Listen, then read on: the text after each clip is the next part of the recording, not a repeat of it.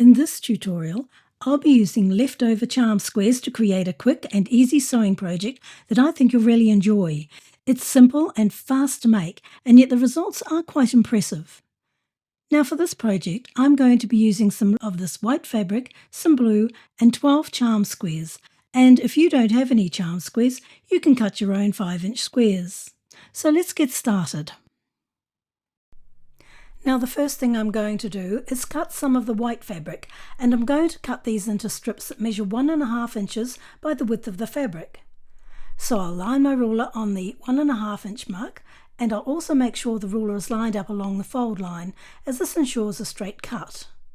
And I'm going to go ahead and cut 3 of these in total. And while I have the white fabric out, I'm going to cut one more strip, but this time I'm going to cut it at 2.5 inches by the width of the fabric. So at this point I have one strip that measures 2.5 inches by the width of fabric and 3 strips that measure 1.5 by the width of fabric, and I'm just going to set these strips aside and work with the 2.5 inch strip. So I will open it out and lay it on my mat, and the first thing I'm going to do is trim off the selvage edge. And then I'm going to line up my ruler on the 2.5 inch mark and cut. And this gives me a square measuring 2.5 inches by 2.5 inches. And I'm going to cut a few more of these so that I end up with 12 squares in total. Now before we go any further, I want to take a moment to thank Craftsy, the sponsor of today's video.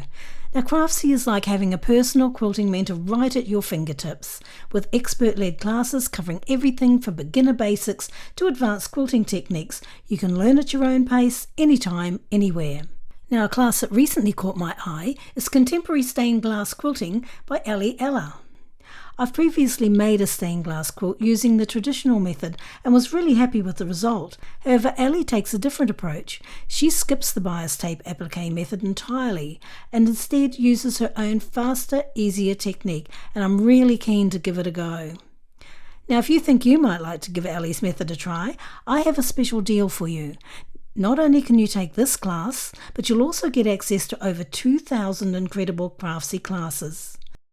So the first 1,000 of my subscribers to click the link in the video description will get a full year of premium membership to Craftsy for only $1.49. It's a great way to keep creating all year long. Now let's get back to the tutorial.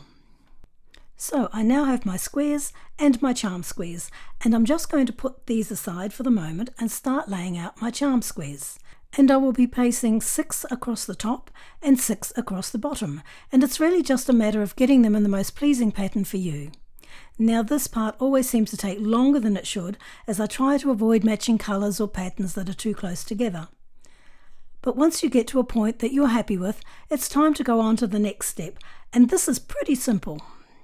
All we need to do here is take the squares that we cut in the previous step and lay them out like so, and make sure you place them face down on each of the squares. So it should look like this once you've finished placing them. And now I'm going to take each of these and draw a line diagonally across the square.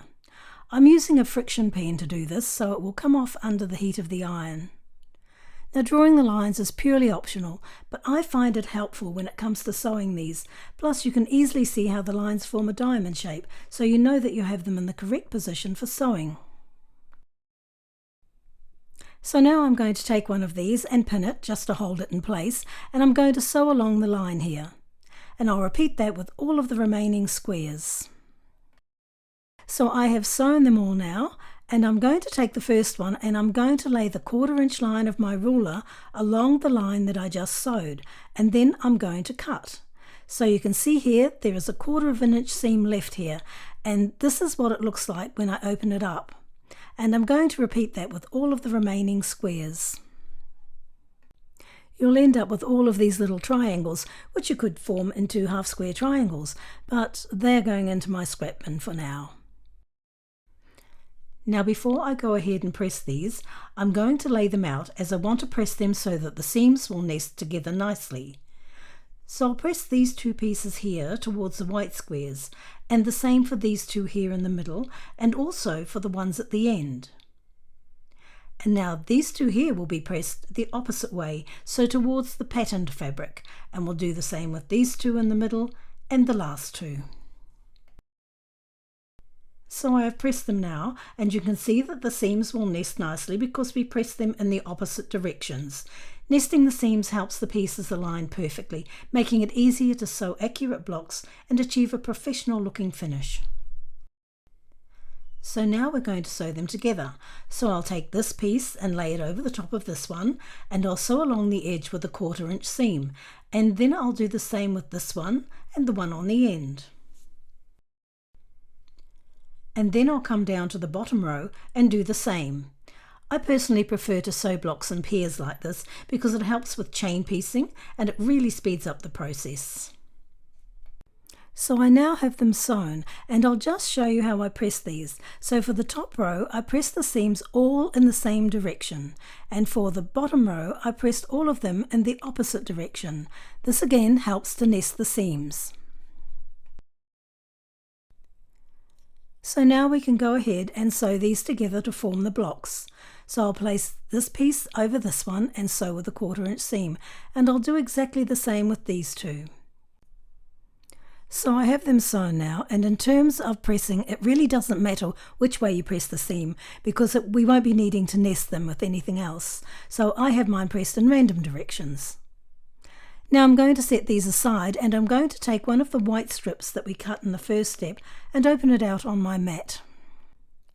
And I'll just cut off the selvage from one edge, and then I'll line up my ruler on the 9.5 inch mark and cut, and I want 2 of these pieces.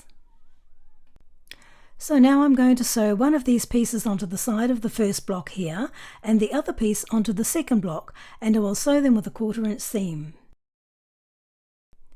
And now that they're sewn, I'm going to take this piece and place it over the top of this one, and I'll sew that on. And then I'll sew this piece onto here. Okay, so you can see that's all done, and I'm really pleased with how it looks. So now we can move on to the next step.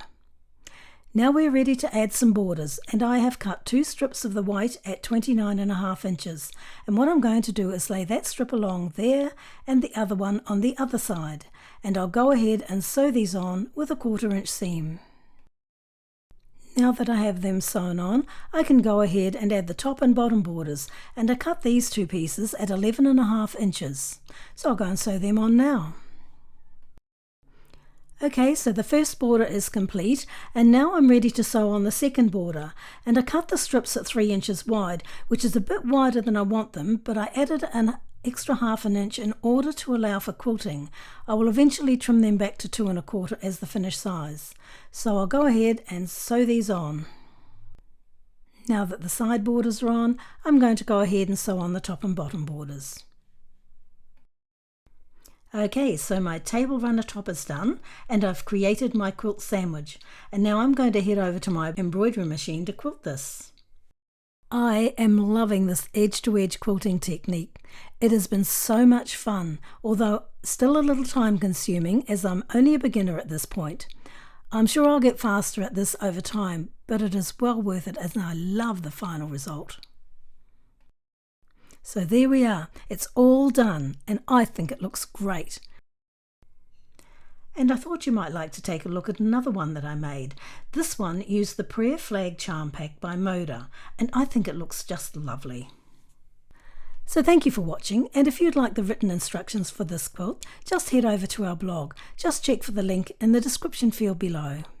And don't forget to like and subscribe.